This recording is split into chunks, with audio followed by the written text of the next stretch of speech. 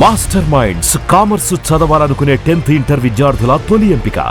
విశాఖపట్నం నడిబొడ్డున వేల కోట్ల రూపాయలు విలువ చేసే 54.79 ఎకరాల భూమిని మంత్రి నారా లోకేష్ తోడలుడు టీడీపీ ఎంపీ భరత్కు చెందిన గీతం విద్యాసంస్థ పేరు మీద దాన్ని రెగ్యులరైజ్ అంటే క్రమబద్ధీకరించేందుకు ప్రభుత్వం చేస్తున్న ప్రయత్నాలను సవాల్ చేస్తూ దాఖలైన ప్రజా ప్రయోజన వ్యాజ్యంపై హైకోర్టు స్పందించింది. పిల్పై వాదనలు విన్న ధర్మాసనం ప్రభుత్వ ప్రధాన కార్యదర్శి, రెవెన్యూ, పురపాలక శాఖల ముఖ్య కార్యదర్శులు, సిసిఎల్ఏ, విశాఖ కలెక్టర్, జీవీఎంసీ కమిషనర్తో పాటు గీతం విద్యాసంస్థ యాజమాన్యానికి నోటీసులు జారీ చేసింది. పూర్తి వివరాలతో కౌంటర్లు దాఖలు చేయాలని వీరిని ఆదేశించింది. తదుపరి విచారణను జూన్కి వాయిదా వేసింది. ఈ మేరకు ప్రధాన న్యాయమూర్తి జస్టిస్ లీసా గిల్, న్యాయమూర్తి జస్టిస్ నయనాల జయసూర్య ఈ ధర్మాసనం ఉత్తర్వులు జారీ చేసింది.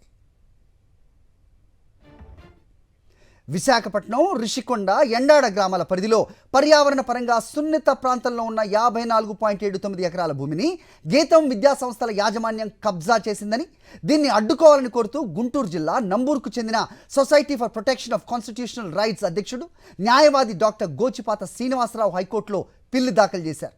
ఈ వ్యాజ్యంపై సీజే జస్టిస్ లీసా గిల్ ధర్మాసనం విచారణ జరిపింది. పిటిషనర్ తరపున సీనియర్ న్యాయవాది పొన్నవోలు సుధాకర్ రెడ్డి, న్యాయవాది ఎం బాలకృష్ణ వాదనలు వినిపించారు. అత్యంత శక్తివంతులైన వ్యక్తులు ప్రభుత్వ భూమిని యథేచ్ఛగా కబ్జా చేసి దాన్ని ఇప్పుడు క్రమబద్ధీకరించాలని కోరుతుంటే ప్రభుత్వం అందుకు సానుకూలంగా స్పందిస్తోందని పొన్నవోలు సుధాకర్ రెడ్డి తెలిపారు. గీతం విద్యాసంస్థ కబ్జా చేసి రెగ్యులరైజ్ కోరుతున్న 54.79 ఎకరాల భూమి దాదాపు 1000 కోట్ల విలువ ఉంటుంది. ఇప్పుడు ప్రభుత్వ తీరు వల్ల ఖజానాకు ఈ మేర నష్టం వాటిల్లే ప్రమాదం ఉంది.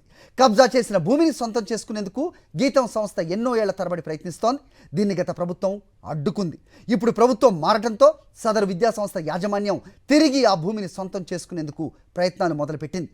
ప్రభుత్వ పెద్దలు సమీప బంధువులు కావడంతో ఏ క్షణమైనా ఆ భూమిని క్రమబద్ధీకరించే అవకాశం ఉందని ధర్మాసనానికి పొన్నవోలు వివరించారు.